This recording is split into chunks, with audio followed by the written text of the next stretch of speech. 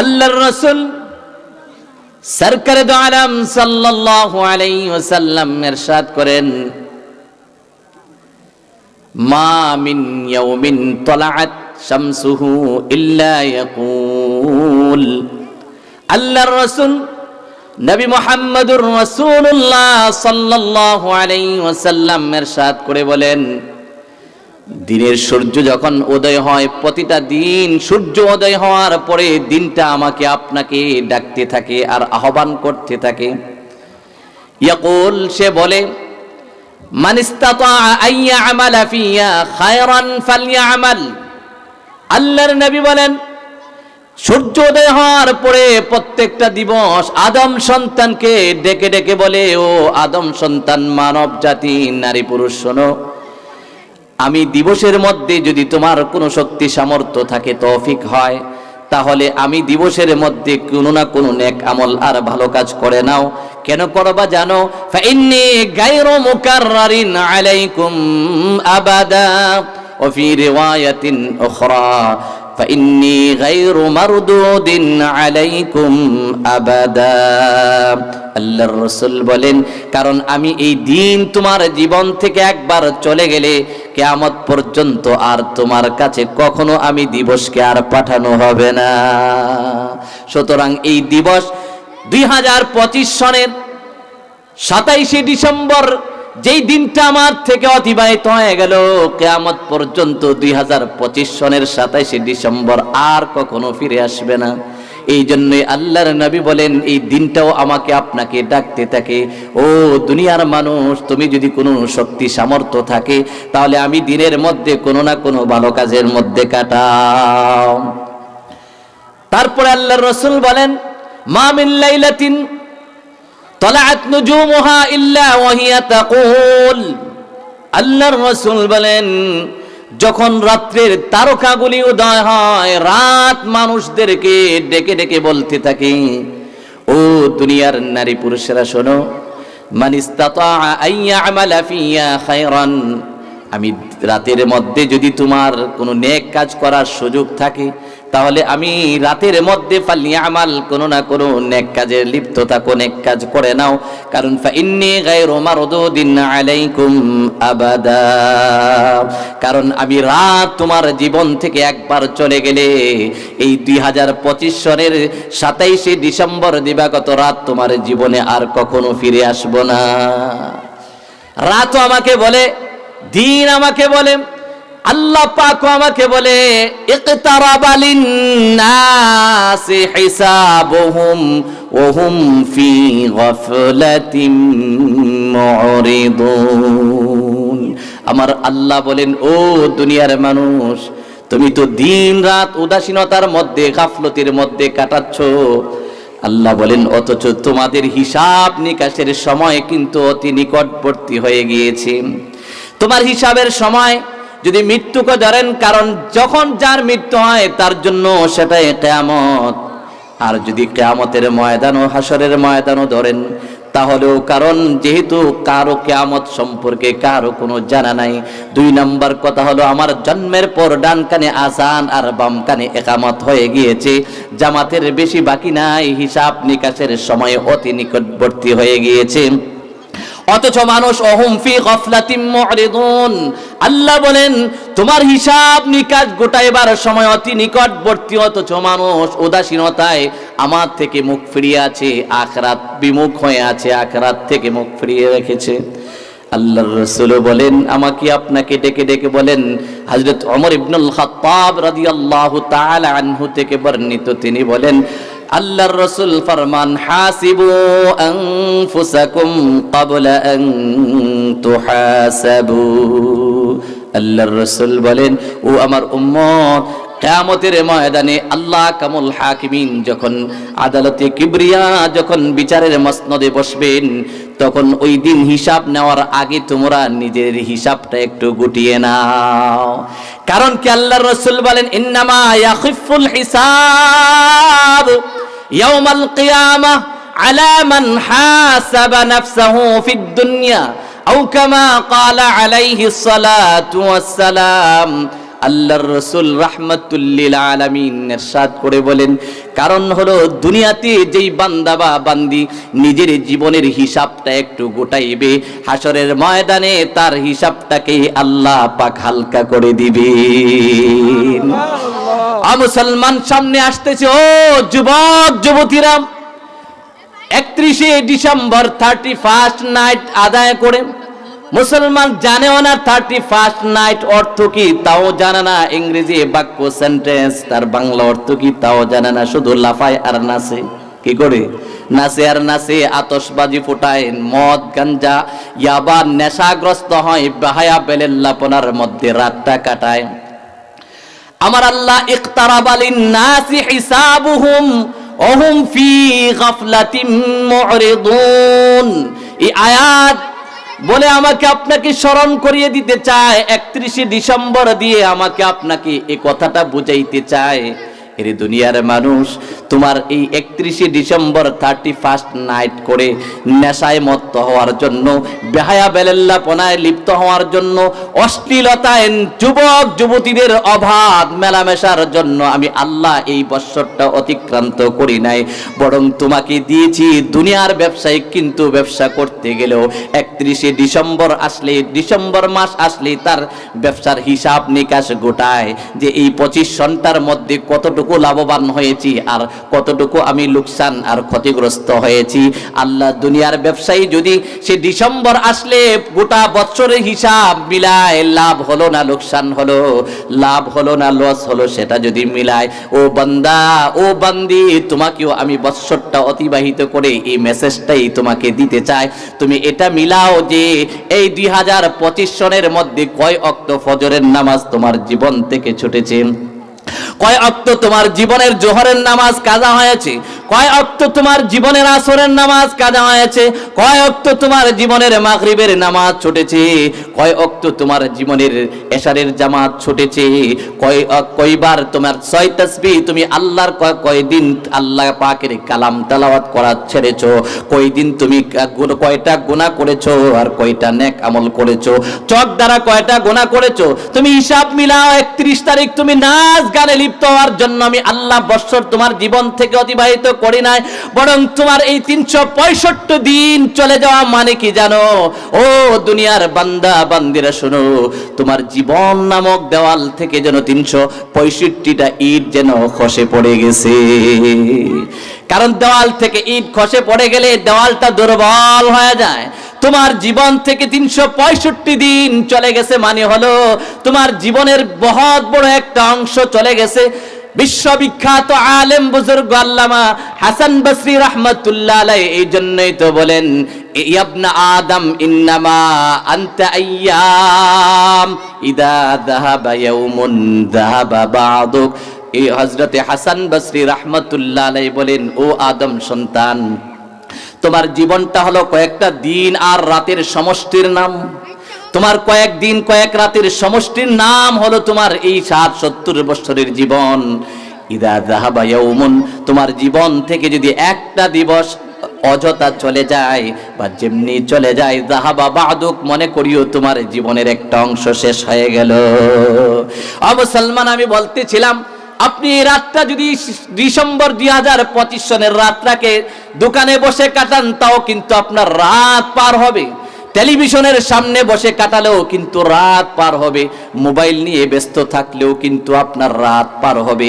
কথাবার্তার গপগুজারির মধ্যে কাটালেও আপনার রাত পার হবে। আর যদি নেক আমলের মধ্যে কাটান তাহলেও কিন্তু আপনার রাত পার হবে।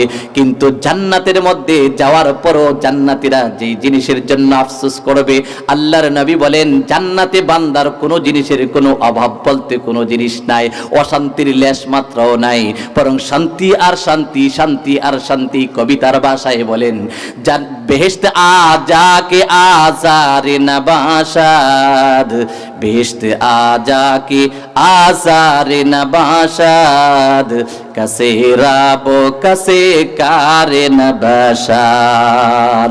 কবিতার ভাষায় বলেন, জান্নাত এমন নাজ নিয়ামত পূর্ণ জায়গা যেখানে কষ্টের কোনো লেশ মাত্র নাই, শান্তি আর শান্তি, যেখানে একজনের পিছনে আরেকজনের কোনো লাগালাগি নাই, কোনো হিংসা নাই, বিদ্বেষ নাই, কোনো শত্রুতা নাই, কোনো আদাওয়াতি নাই, এমন নিয়ামতপূর্ণ জান্নাতি যাওয়ার পরেও বান্দা যেই জিনিসটার জন্য আফসোস করবে, সেই জিনিসটার ব্যাপারে আমার নবী বলেন ওই সময়টা, যেই সময়টা দুনিয়াতে নেক আমল ছাড়া, ভালো কাজ ছাড়া কাটাইছে, আল্লাহর নবী বলেন জান্নাতে যাওয়ার পরেও সে আফসোস করে করে বলবে, হায়রে যদি আমি এই রাত্রটা, ওই দিনটা যদি নেক আমলে কাটাইতাম, এখন এতটুকু বেশি নেক না করা সত্ত্বেও এতটুকু মর্যাদা পাইছি, আর যেই সময়টা নেক আমল ছাড়া কাটাইছি ওইটাও যদি নেক আমলে কাটাইতাম, না জানে জান্নাতের মধ্যে কি পরিমাণ নাজ ও নিয়ামতের অধিকারী হইতাম। ও মুসলমান, এই জন্য বলেছি যে এখানে সেখানে আমরা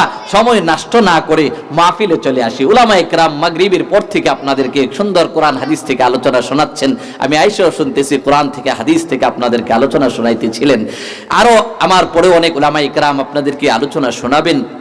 এই জন্য আপনারা চলে আসেন।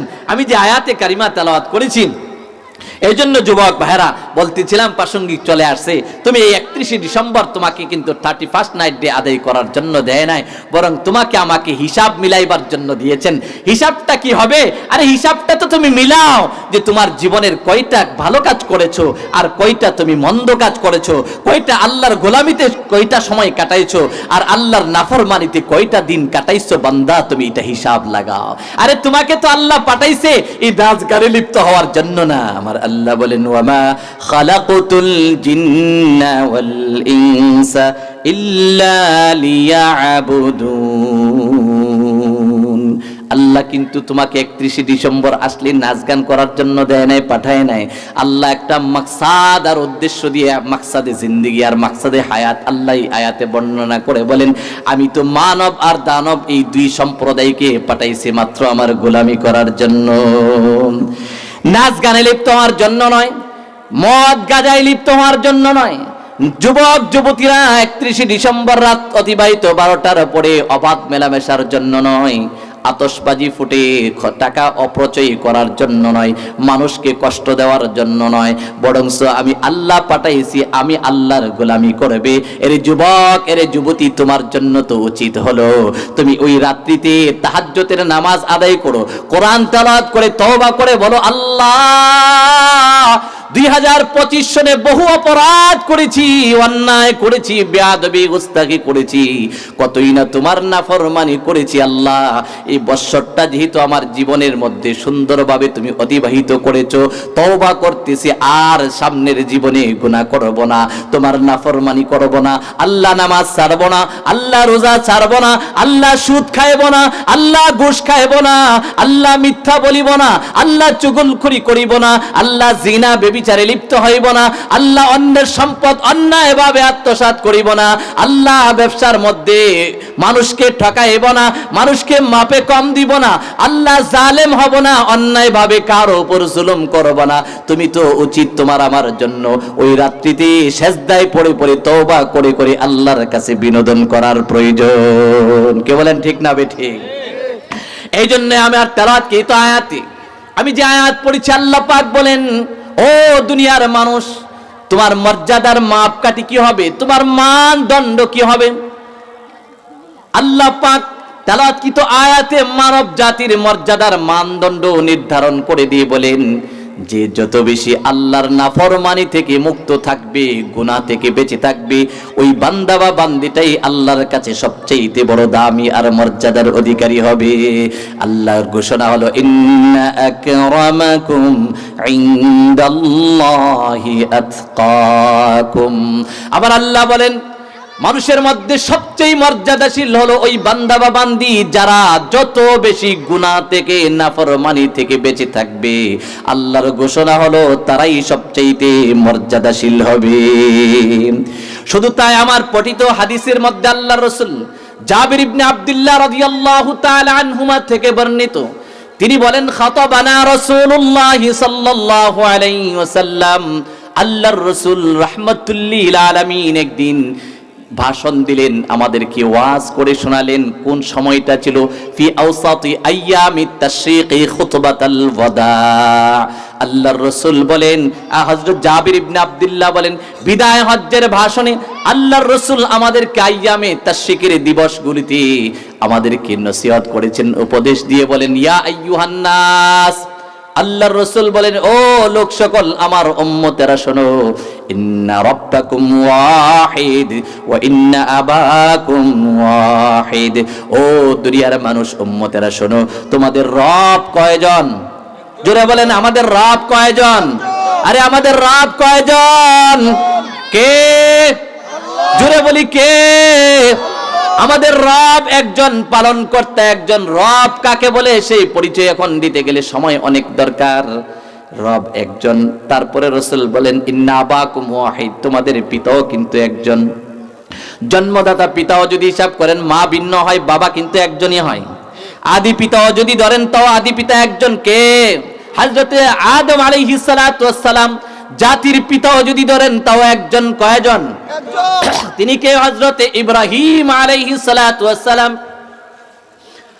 আল্লাহর রাসূল বলেন, ইন্না রাব্বাকুম ওয়াহিদ ওয়া ইন্না আবাকুম ওয়াহিদ। ও আমার উম্মত, আল্লাহর রাসূল এই কথাগুলো বলে বলে মনোযোগ আকর্ষণ করলেন। মূল কথাটা সামনে গিয়ে বলবেন, তোমাদের রব একজন, তোমাদের পিতাও একজন। শোনো, আলা লা ফাদলা লিআরাবিয়্যিন আলা আজামিয়্যিন।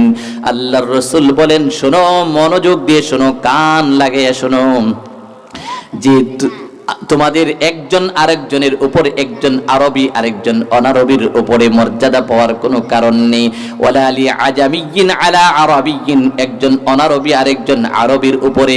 ওয়ালা লি আহমার আলা আসওয়াদ, একজন শ্বেতাঙ্গের একজন কৃষ্ণাঙ্গের উপর। ওয়ালা লি আসওয়াদ আলা আহমার, একজন কৃষ্ণাঙ্গের একজন শ্বেতাঙ্গের উপরে মর্যাদার একমাত্র কারণ হলো ইল্লা বিত্তাকওয়া, একমাত্র কারণ হলো গুনাহ বর্জন করা আর গুনাহ থেকে বেঁচে থাকা। এরপরে রাসূল দলিল হিসাবে বলেন, ইন্না আকরামাকুম ইনদাল্লাহি আতকাকুম।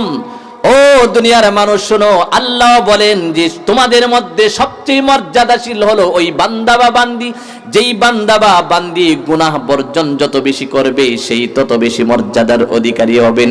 এরপরে রাসূল বলেন, আলা হাল বাল্লাগতু, ও আমার উম্মত, আমি কি তোমাদের কাছে আমার রিসালাতের দায়িত্বটুকু পৌঁছে দিতে পেরেছি? ক্বালু বালা ইয়া রাসূলুল্লাহ। সাহাবায়ে কেরাম বললেন, অবশ্যই আল্লাহর রাসূল পৌঁছিয়েছেন। তারপরে রাসূল বলেন, ফালইউবাল্লিগি শাহিদুল গায়বা। ও আমার উপস্থিত উম্মত সাহাবীরা শোনো, কিয়ামত পর্যন্ত আসন্ন আমার সমস্ত উম্মতের কাছে আমার মেসেজটুকু তোমরা দিয়ে দিবা। এই হাদিস থেকে কি বুঝলাম? আল্লাহর রাসূল, আল্লাহ পাক আমার তেলাওয়াতকৃত আয়াতে বলেন, মর্যাদাশীল হলো যে যত বেশি গুনাহতে বর্জন করবে। আল্লাহর রাসূলও হাদিসের মধ্যে বলেন, মর্যাদাশীল হলো একজন আরবি হওয়ার কারণে একজনের উপরে একজন মর্যাদাশীল হবে না, একজন সাদা চামড়া ব্যক্তি হওয়ার কারণে কালো চামড়া ব্যক্তির উপরে মর্যাদার কারণ হবে না, একজন শিক্ষিত হওয়ার কারণে একজন অশিক্ষিতর উপরে মর্যাদাশীল হওয়ার কারণ হতে পারে না, আর একজন মন্ত্রী মিনিস্টার হওয়ার কারণেই শুধুমাত্র মর্যাদার অধিকারী হতে পারে না, আমি রুহুল আমিন শুধুমাত্র আলেম হওয়ার কারণেই মর্যাদার অধিকারী হব না। যতক্ষণ না পর্যন্ত আমার মধ্যে খোদার ভয় আর আল্লাহর নাফরমানি থেকে মুক্ত না থাকবো, আমি আলেম হওয়া সত্ত্বেও মর্যাদার অধিকারী নয়। কার কথা? আল্লাহ বলেন, আমার নবী পাক বলেন, মর্যাদাশীল হলো ওই বান্দা বা বান্দি যারা গুনাহ থেকে বেঁচে থাকবে, গুনাহ থেকে দূরে থাকবে, আল্লাহর নাফরমানি মুক্ত জিন্দেগি কাটাবে।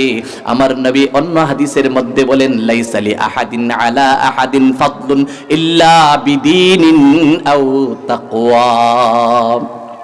আল্লাহর রাসূল বলেন, দ্বীনদারি আর গুনাহ বর্জন ছাড়া তোমাদের একে অপরের উপর মর্যাদাশীল হওয়ার কোনো কারণ নেই, কোনো প্রাধান্যতা নেই।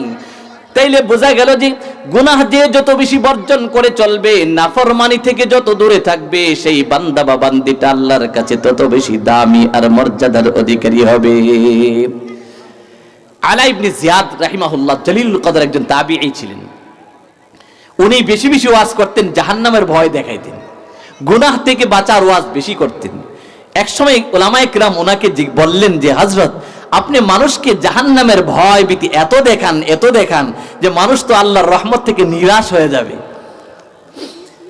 হযরত আলা ইবনে জিয়াদ রাহিমাহুল্লাহ জলিলুল কদর তাবিঈ, তিনি ডাক দিয়ে বলেন, ও দুনিয়ার মানুষ শোনো, আমি কেন বেশি বেশি জাহান্নামের আযাবের ওয়াজ তোমাদেরকে শোনাই, গুনাহ বর্জনের কথা কেন শোনাই জানো? কারণ তোমার আমার দিলের মধ্যে একটা কথা আসন পেতে বসে আছে। কথাটা কি জানো? কথাটা হলো যে আমি নাফরমানিও করব আর আল্লাহ আমাকে মাফও করে দিবেন, আমি নাফরমানিও করব আর আল্লাহর রহমতের আশাও করি যে আল্লাহ জান্নাত দিয়ে দিবে। এই কথাটা তোমার আমার অন্তরে এমন ভাবে আসন পেতে বসে আছে যে এটা সম্পূর্ণ ভুল ধারণা। আমি আল্লাহর নাফরমানি করব আর আল্লাহ আমাকে জান্নাত দিয়ে দিবে। তোমরা এই কথাটা দিল থেকে বের করো, নতুবা কারণ ফজিলতের যত হাদিস আছে না নাই, আয়াত আছে না নাই। কারণ একদিকে তাকাইলে দেখা যায় আল্লাহর রাসূল বলেন, মা মিন আবদিন ক্বালা লা ইলাহা ইল্লাল্লাহ দাখালাল জান্নাহ। আল্লাহর রাসূল বলেন, যেই বান্দা লা ইলাহা ইল্লাল্লাহর বিশ্বাস করবে, মুহাম্মদুর রাসূলুল্লাহ সাল্লাল্লাহু আলাইহি ওয়াসাল্লামের রিসালাতকে বিশ্বাস করবে, দাখালাল জান্নাহ, সে জান্নাতে চলে যাবে। এই হাদিসকে সামনে রাখলে দেখা যায় তাইলে আমার অন্য কোনো আমলের দরকার নাই, নামাজ রোজার দরকার নাই, শুধু এতটুকু বললেই চলে যাবে। না না না, বরংস বিভিন্ন আয়াত বিভিন্ন হাদিসের মধ্যে ও মনোযোগ দিয়ে শুনতে হবে। কোরআনের কথা হাদিসের কথা তো অন্য আয়াতের মধ্যে, কারণ বরংস যদি এমনই হইতো, বরংস কোরআনে আল্লাহ পাক জিনা করলে কি শাস্তি বর্ণনা করছেন কি করছেন না, চুরি করলে কি শাস্তি বর্ণনা করছেন কি করছেন না, জুলুম করলে কি শাস্তি হবে বর্ণনা করছেন কি করছেন না, শিরিক করলে কি শাস্তি হবে তা বর্ণনা করেছেন কি করেছেন না, কয় যে মিথ্যা বললে কি শাস্তি হবে আল্লাহর রাসূল বর্ণনা করেছেন কি করেছেন না, চুগলখড়ি করলে কি শাস্তি হবে তা বর্ণনা করেছেন কি করেছেন না, সুদ খাইলে কি শাস্তি হবে তার কথা বর্ণনা করেছেন কি করেছেন না, কয় যে চোখ দ্বারা গুনাহ করলে, বদনজরি করলে কি যে কয় কি গুনাহ হবে, তার শাস্তি হবে কি হবে না সেই কথা আছে কি নাই, সব কিছুর কথাই কিন্তু কোরআনে আছে। তাইলে কি বুঝলাম? তাইলে বোঝা গেছে যে ওই যে শুধুমাত্র আমি লা ইলাহা ইল্লাল্লাহ পড়ে যদি আর আশা করি যে জান্নাত চলে যাব আর আল্লাহর নাফরমানি করি, তাইলে জান্নাতে যাওয়া আমার জন্য সম্ভব আর সহজ হবে না। এই জন্য আলা ইবনে জিয়াদ বলেন, আমি তোমাদেরকে বেশি বেশি জাহান্নামের ভয় দেখাই। এই জন্য ও মুসলমান, আল্লাহর নবীর সাহাবী হযরত যাহির রাদিয়াল্লাহু তাআলা আনহু সবজি মন্ডিতে বাজারের মধ্যে মনে করেন কিছু বিক্রি করার জন্য দাঁড়িয়ে আছে। আল্লাহর রাসূল রাহমাতুল্লিল আলামিন পা টিপে টিপে সাহাবীর পিছন দিক থেকে গিয়ে চোখটা এভাবে চেপে ধরলেন, চেপে ধরে বললেন, মাইয়াশতারি হাযাল আবদ, কে আছে আমার কাছ থেকে এই গোলামটাকে ক্রয় করবে? আসলে কি তিনি আল্লাহ গোলাম ছিলেন? না, রাসূল সাহাবীদেরকে মহব্বত করতেন, কোন সময় খুশতবি করতেন, একটু আনন্দ করতেন সাহাবীদের সঙ্গে। আল্লাহর রাসূল যখন সাহাবীকে এই কথা বললেন, মাইয়াশতারি হাযাল আবদা, কে আছে আমার কাছ থেকে এই গোলামটাকে ক্রয় করবে? সাহাবী চিন্তা করলেন, কে আমাকে জড়িয়ে ধরলো? সাহাবী আল্লাহর রাসূলের শরীর মুবারকের সুগন্ধি আজ করতে পেরে বুঝতে পেরেছেন তিনি তো আর কেউ নয়, তিনি হলেন আমার প্রেমাস্পদ রাহমাতুল্লিল আলামিন নবী মুহাম্মদুর রাসূলুল্লাহ সাল্লাল্লাহু আলাইহি ওয়াসাল্লাম। এটা বোঝার সঙ্গে সঙ্গে আল্লাহর নবীর সাহাবী নিজের পিঠটাকে রাসূলের সিনা মুবারকের সাথে আলতো আলতো করে চেপে ধরে দিলেন, কারণ এই তো সুবর্ণ সুযোগ, আল্লাহর রাসূলের সিনা আমার পিঠের সাথে লাগবে, এমন সুবর্ণ সুযোগ আর আমি নাও পেতে পারি। তখন সাহাবী বুঝতে পেরে নিজের পিঠটাকে রাসূলের সিনা মুবারকের সাথে এভাবে চেপে ধরে দিলেন। এরপরে বললেন, ইয়া রাসূলুল্লাহ ইদান ওয়াল্লাহি তাজিদুনি কাসিদা, ওগো আল্লাহর রাসূল খোদার কসম করে বলি, আমি জাহিরকে যদি আপনি বিক্রি করেন মূল্য বেশি চড়া পাবেন না, সস্তা মূল্য পাবেন। কারণ কি, আমি দেখতেও সুন্দর না, আমার গায়ের রঙও সুন্দর না, আমার একাডেমিক তেমন যোগ্যতাও নাই, আমি তেমন সম্পদশালীও না, এই জন্য আমাকে আপনি যদি চান আমি তেমন শিক্ষিতও না, আমাকে বিক্রি করলে আপনি তাজিদুনি কাসিদা, আপনি সস্তা মূল্য পাবেন। কিন্তু দুনিয়ার মানুষ একটু চিন্তা করার বিষয়, এই কথা শোনার পরে আমার নবী রাহমাতুল্লিল আলামিন বলেন, আনতা ইনদাল্লাহি গালিন ইয়া যাহির, হে যাহির তুমি যদিও দেখতে সুন্দর না, তোমার একাডেমিক যোগ্যতা যদিও তেমন নাই, তোমার যদিও তেমন সম্পদ নাই, তবে শুনে রাখো আনতা ইনদাল্লাহি গালিন, ও আমার সাহাবী তুমি আল্লাহর কাছে বড় দামি।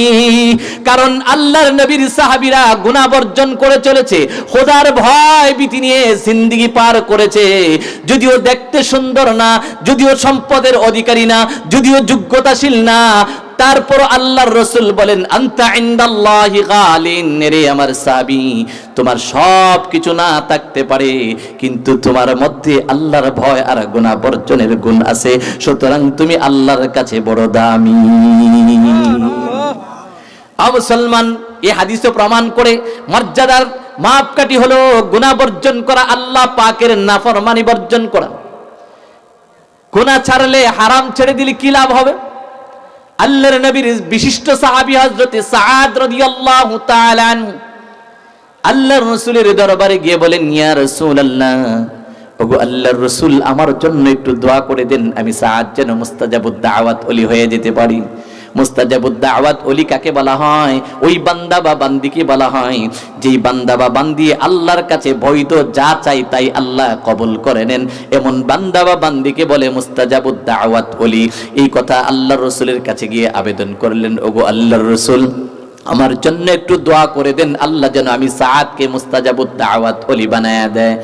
আল্লাহ রাসূল দোয়া করলে কবুল হইতো কি হইতো না? সন্দেহ আছে? কোনো বিলম্ব হইতো? গ্যারান্টি যুক্ত কিনা? কিন্তু আল্লাহ রাসূল হযরত সাআদ রাদিয়াল্লাহু তাআলা আনহুর জন্য খাস করে দোয়া করেন নাই, বরং আমার নবী রাহমাতুল আলামিন, কুল কায়নাতের নবী, রহমতের নবী, উম্মতের কান্ডারি, গোটা পৃথিবীর কিয়ামত পর্যন্ত আসন্ন যত উম্মত আছে সমস্ত উম্মতের জন্য আল্লাহ রাসূল একটা মাপকাঠি টেনে দিয়েছেন, একটা ফর্মুলা বাতিয়ে দিয়েছেন যে এই ফর্মুলা যারাই অনুসরণ করবে, তুমি সাআদ না, কিয়ামত পর্যন্ত আসন্ন আমার যে কোনো উম্মত নারী হোক পুরুষ হোক, যেই এই ফর্মুলা অনুসরণ করবে তাকেই আল্লাহ মুস্তাজাবুদ দাওয়াত ওলি বানিয়ে দিবেন। কি বলছেন? قال رسول الله صلى الله عليه وسلم, আল্লাহর রাসূল বলেন, আতিব মাতআমাক ইয়া সাআদ, হে সাআদ তুমি খানা হালাল করে নাও, হারাম খায়ো না, হারাম বর্জন করো, তাকুন মুস্তাজাবাদ দাওয়া। আল্লাহর রাসূল বলেন হারাম বর্জন করে ফেললে তুমি মুস্তাজাবুদ দাওয়াত ওলি হইয়া যাইবা। তাইলে শুধু সাআদের জন্য যদি দোয়া করতেন, হযরত সাআদই শুধু মুস্তাজাবুদ দাওয়াত হইতেন। কিন্তু এমন একটা ফর্মুলা আল্লাহর রাসূল আমার আপনার জন্য পেশ করে গেছেন যে তুমি সাআদ কেন, কিয়ামত পর্যন্ত যে কোনো বান্দা বা বান্দি এই ফর্মুলা অনুসরণ করে চলবে, হারাম বর্জন করে চলবে, হারাম আহার করা থেকে দূরে থাকবে, আল্লাহর রাসূল বলেন তাকুন মুস্তাজাবাদ দাওয়া, তুমি মুস্তাজাবুদ দাওয়াত ওলি হইয়া যাইবা। আর এমন হয়ে গেলে তুমি আল্লাহর কাছে দুই হাত তুলে বৈধ যা চাইবা, চাইতে দেরি হবে, আল্লাহ কবুল করতে দেরি করবে না। আর এই সাআদ কেমন মুস্তাজাবুদ দাওয়াত হইছেন? অন্য হাদিসের মধ্যে আসছে, একদিন হযরত ওমর ফারুক রাদিয়াল্লাহু তাআলা আনহু, হযরত সাআদ রাদিয়াল্লাহু তাআলা আনহু, দুই বন্ধু বসে বসে কথা চলতেছে। কথা বলতে গেলে অভিমান হয় না? আরে স্বামী স্ত্রী অভিমান হয়, ছেলে বাবায় হয়, মেয়ে মা অভিমান হয়, বন্ধু বান্ধব অভিমান হয়। তো হযরত ওমর ফারুক রাদিয়াল্লাহু তাআলা আনহু আর হযরত সাআদ রাদিয়াল্লাহু তাআলা আনহু দুইজনে কথা বলতে গিয়ে একটু এদিক সেদিক হয়ে গেছে। হযরত সাআদ রেগে গিয়ে বললেন, হে ওমর, আমি কিন্তু আল্লাহর দরবারে তোমার বিরুদ্ধে মুখ খুলে ফেলবো, জবান খুলে ফেলবো। হযরত ওমর মনে নরম মেজাজের আছেন, কেমন গরম। রাসূলের দরবারে যদি কোনো উল্টা সিধা দেখতেন বলতেন ইদানলি আন আদরিবা উনুকা, ওগো রাসূল অনুমতি দেন তার গর্দানটা উড়িয়ে দে। এমন গরম, শুধু তেমন গরম, কত সাহসী ছিলেন আমার নবী পাক বলেন, আরে আমার ওমর এক ডান দিকের রাস্তা দিয়ে গেলে শয়তান ইবলিস যদি বাম দিক থেকে দেখতে পাইতো ওমর আসতেছে, আমার নবী বলেন তখন শয়তান ডান দিকের রাস্তা ছাইরা বাম দিকের রাস্তা গ্রহণ করত ওমরের ভয়ে।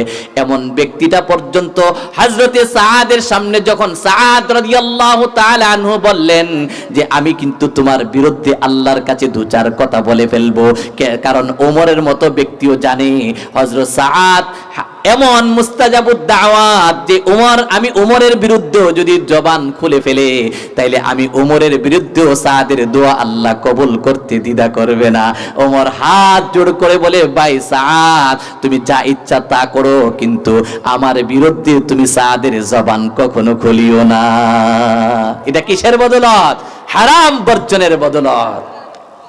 আল্লাহ রাসূল অন্য হাদিসের মধ্যে বলেন, হযরত আবু হুরায়রা থেকে বর্ণিত, আমার সময় অল্প, আল্লাহ রাসূল সাহাবী আবু হুরায়রা রাদিয়াল্লাহু তাআলা আনহু, যেই সাহাবীর সবচেয়ে বেশি পুরুষ সাহাবীদের মধ্যে হাদিস বর্ণনা করেছেন তিনি হলেন হযরত আবু হুরায়রা রাদিয়াল্লাহু তাআলা আনহু।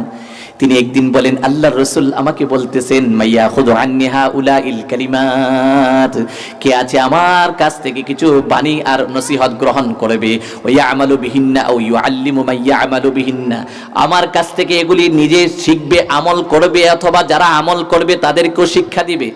আবু হুরায়রা বলেন, লাব্বাইক ওয়া সাআদাইক ইয়া রাসূলুল্লাহ, আমি আবু হুরায়রা প্রস্তুত আছি, বলেন আপনি কি বলবেন, কি উপদেশ দিবেন, আমি নিজে আমল করব এবং যারা আমল করবে তাদেরকেও আমি উপদেশ বাণীগুলো শুনিয়ে দেব।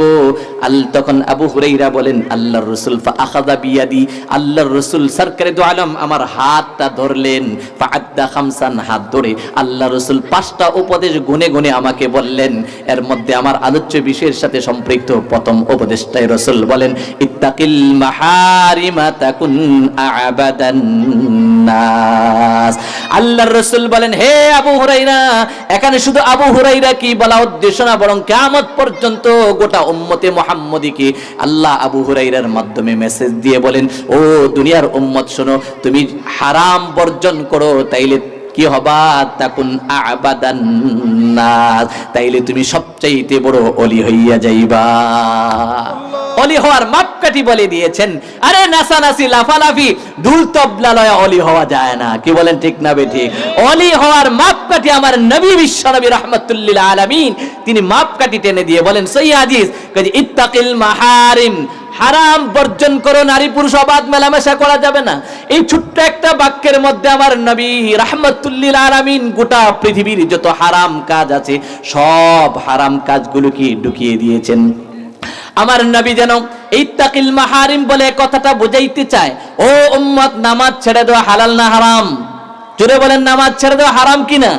হারাম। আমার নবী যেন ইত্তাকিল মাহারিম বলে কথাটাই বুঝাইতে চায়, উম্মত তুমি নামাজ ছাড়িও না, রোজা ফরজ হলে রোজা ছেড়ে দেওয়া হারাম। আমার নবী ইত্তাকিল মাহারিম বলে কথাটাই বুঝাইতে চায়, উম্মত তুমি রোজা ছাড়িও না, যাকাত ফরজ হলে যাকাত না দেওয়া হারাম। রাসূল বলেন ইত্তাকিল মাহারিম বলে এটাই বুঝাইতে চায়, উম্মত যাকাত প্রদান করা ছাড়িও না।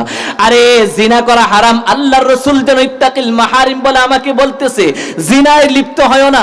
চুরি করা হারাম, রাসূল যেন বলতেছে উম্মত চুরি করিও না। ডাকাতি করা হারাম, রাসূল যেন বলতেছে উম্মত ডাকাতি করিও না। জুলুম করা হারাম, আমার নবী যেন বলতেছে উম্মত জুলুম করিও না। আরে মিথ্যা কথা বলা হারাম, আমার নবী যেন বলতেছে উম্মত মিথ্যা বলিও না। গীবত করা হারাম, আমার নবী যেন বলতেছে উম্মত তুমি গীবত করিও না। চুগলখড়ি করা হারাম, আমার নবী যেন বলতেছে উম্মত তুমি চুগলখড়ি করিও না। আমার নবী যেন বলতেছে উম্মত ঘুষ খাওয়া হারাম, তুমি ঘুষ খাও না। আমার নবী যেন বলতেছে অন্যের সম্পদ অন্যায়ভাবে আত্মসাৎ করা হারাম। এর উম্মত তোরা অন্যের সম্পদ আত্মসাৎ করিবে না। আর তুই সবল, সম্পদশালী, দাপটশালী, ক্ষমতাশালী, তুই দুর্বলের উপরে অন্যায়ভাবে চড়াও হওয়া তোর জন্য হারাম। আমার নবী যেন ইত্তাকিল মাহারিমের মাধ্যমে গোটা পৃথিবীর যত হারাম কাজ আছে সব হারামগুলোকে ঢুকিয়ে দিয়ে বলেন, ও দুনিয়ার উম্মত শোনো, তুমি আল্লাহ পাকের প্যারা বান্দা যদি হতে চাও, ইত্তাকিল মাহারিমা তাকুন আ'বাদান নাস, তুমি হারাম বর্জন করো, আল্লাহর নাফরমানি বর্জন করো, তাইলে সবচেয়ে বড় ওলি হইয়া যাইবা। মুআয ইবনে জাবাল রাদিয়াল্লাহু তাআলা আনহু ইয়ামানে আল্লাহর রাসূল পাঠাবেন গভর্নর হিসেবে। মায়ার নবী, কত মায়া উম্মতের জন্য। হযরত মুআয সারিতে আরোহণ করেছে, আল্লাহর রাসূল রাহমাতুল লিল আলামিন মুআযের বাহনের লাগাম টেনে টেনে টেনে টেনে বিদায় দিবে।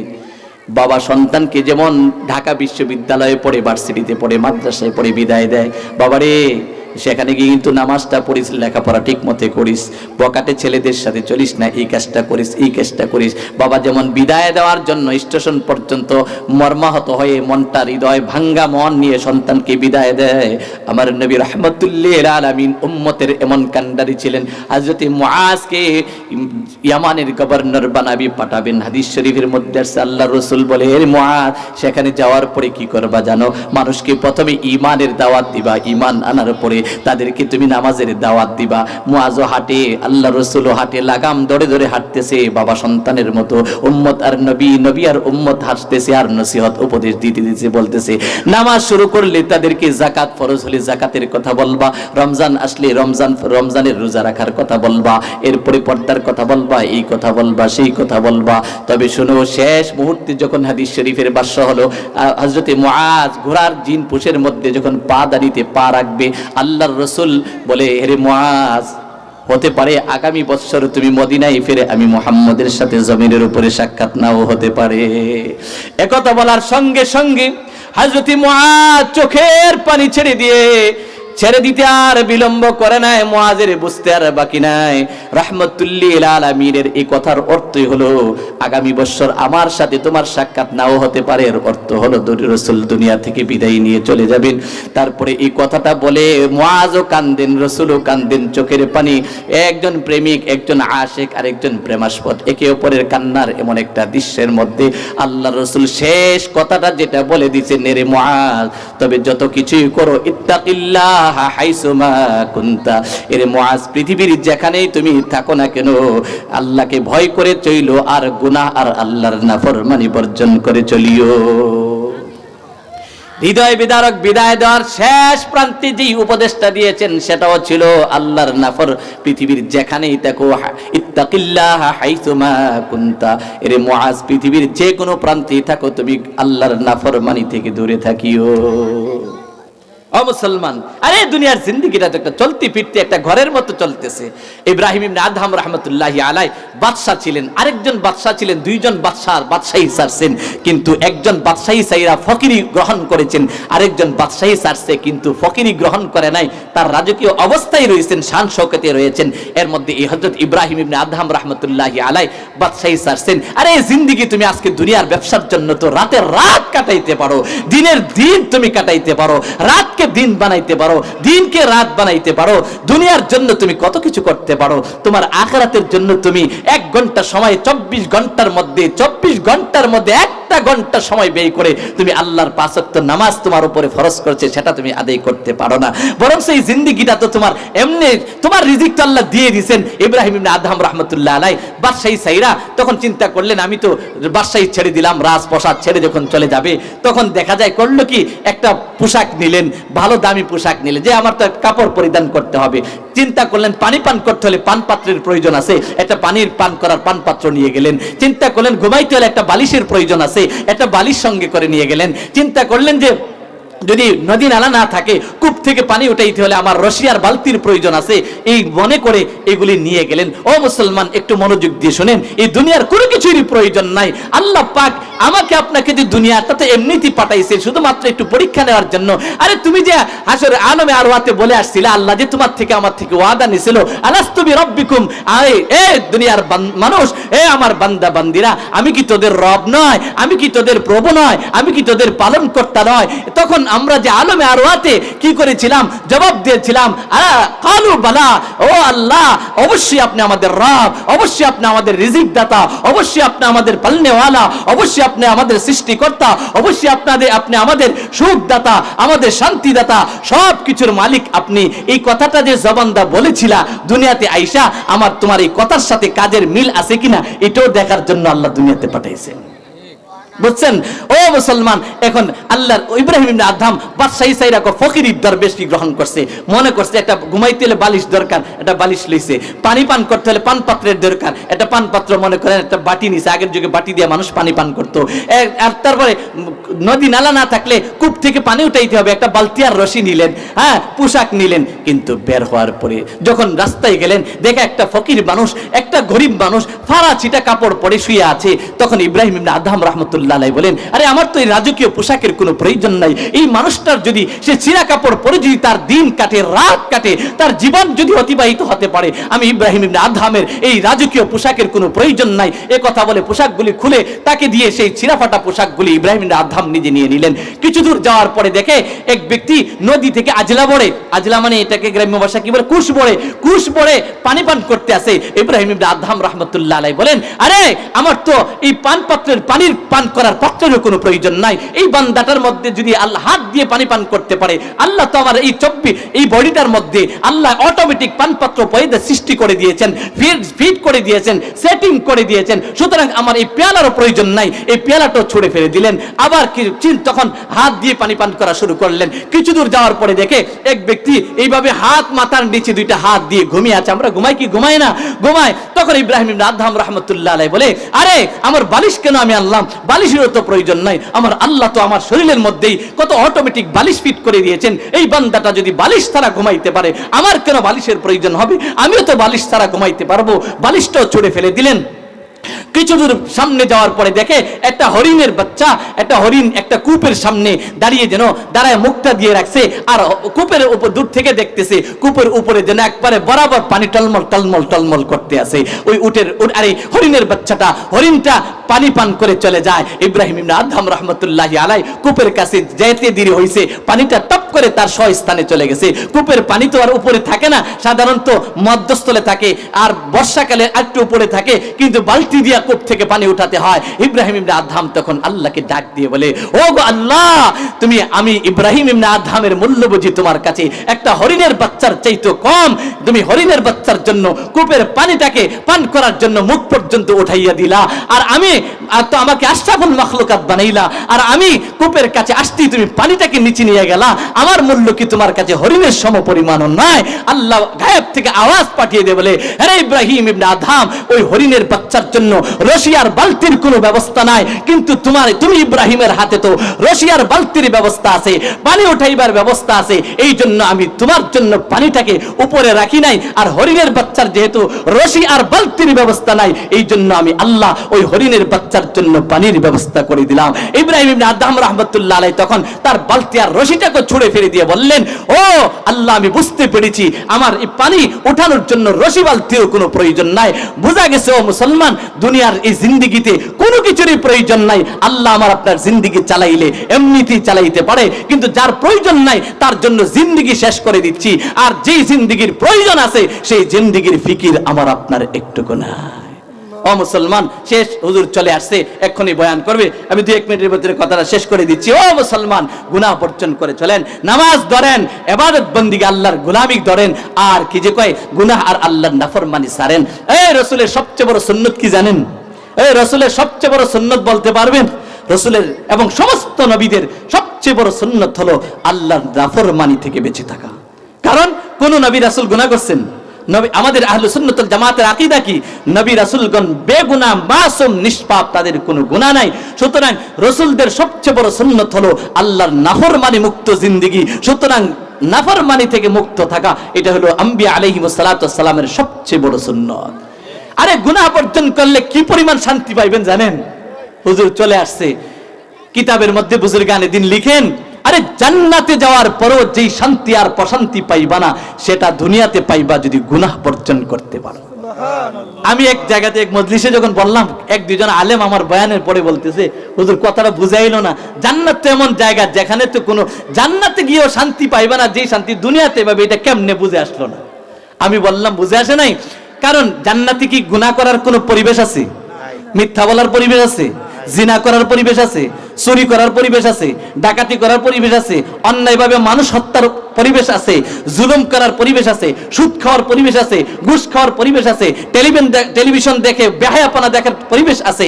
বদনজরি করার পরিবেশ আছে?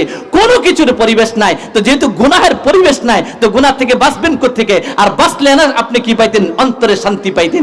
ও বুজুর্গ লিখেন যে কারণ দুনিয়াতে গুনাহের পরিবেশ আছে, আর গুনাহ থেকে যখন তুমি বাঁচবা, তখন তোমার অন্তরে এমন প্রশান্তি অনুভব করবা, যেই প্রশান্তি তুমি জান্নাতে গেলেও পাইবা না। এই জন্য মুসলমান গুনাহ বর্জন করে চলতে হবে। গুনাহ বর্জন করবেন, আল্লাহর ওলি হইয়া যাইবেন, আল্লাহকে সঙ্গে পাইবেন। আর গুনাহ যদি বর্জন করেন তাইলে পুলসিরাত পার হইতে পারবেন। আর গুনাহ বর্জন করবেন না তো পুলসিরাত পার হইয়া জান্নাতেও যাইতে পারবেন না, সোজা ওই পুলসিরাতের নিচে জাহান্নামে পড়বেন। কার কথা? আমার আল্লাহ বলেন, ওয়া মিনকুম ইল্লা ওয়ারিদুহা কানা আলা রাব্বিকা হাতমান মাকদিয়া সুম্মা নুনাজ্জিল্লাযীনা তাকাউ ওয়া নাযারুজ জালিমিনা ফিহা জিসিয়া। এটা আল্লাহর চূড়ান্ত সিদ্ধান্ত। সিদ্ধান্তটা কি, বিধানটা কি? কোন বান্দা বান্দি এমন নাই যে পুলসিরাত পাড়ি দেওয়া ছাড়া জান্নাতে যাইবে।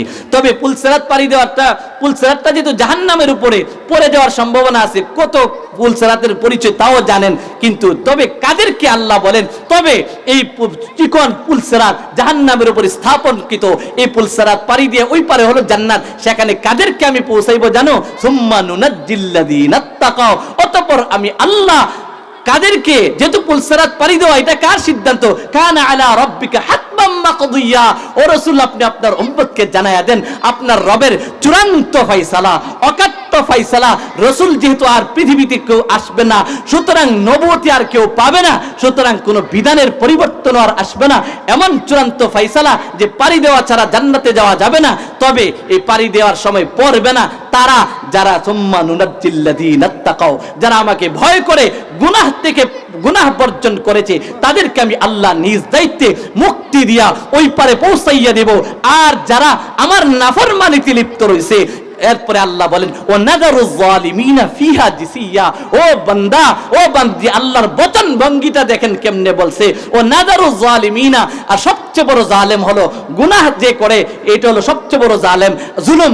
আর গুনাহের মধ্যে সবচেয়ে বড় গুনাহ হলো শিরকের গুনাহ। আল্লাহ বলেন, ইন্না শিরকা লা যুলমুন আযীম। তো শিরক হলো জুলমে আযীম, আর গুনাহ হলো, গুনাহ যে করে গুনাহ হলো জুলুম, আর যে গুনাহ করে সে হলো জালেম। আল্লাহ বলেন, ও নাযারুজ জালিমিনা।